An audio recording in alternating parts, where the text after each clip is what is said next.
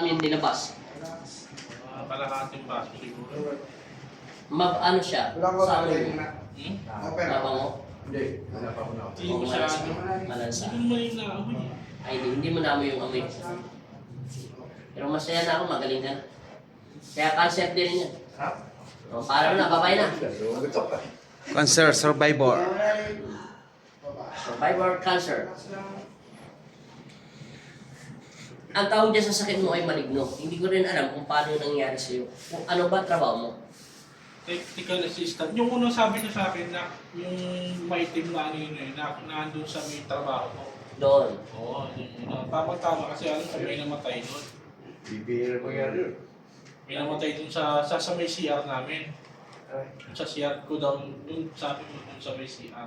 Doon ko na ano. Yung sinabi ko ba yun? Oo, kasi pag po nararamdaman ko rin pag nag-overtime ako ng gabi. Nararamdaman ko parang may parang Hangin. oo, may dumadaan na ano. Tapos simula yan, pumunta ka ulit sa doktor, ano na lang daw, hindi na operahan. Ano gamot na lang. Binigyan ako ng gamot, hindi ko ano kasi nga simula na. Galing ka rito.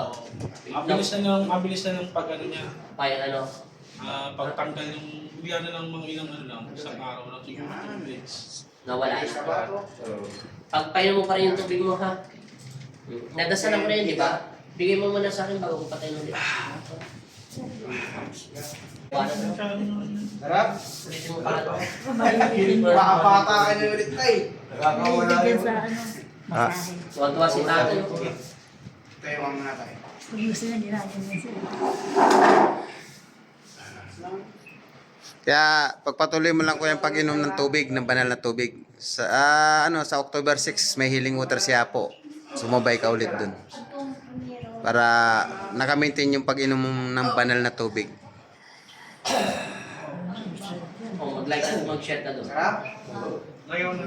Iya tayo. Kamalay mo, mapili ka pa sa ano.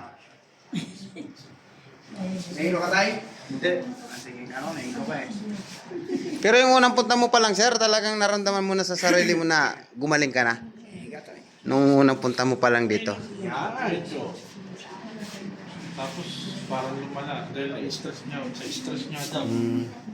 Siyempre, nakaka-stress talaga yung sakit nun. Ikaw pa naman sabihin ng kinukulang, wala naman parang kumukulang. Sino ba mo nagkakaano Kaya sa'yo? sabi ko, babalik ulit ako na ako. Bumalik ako. Awa na Diyos.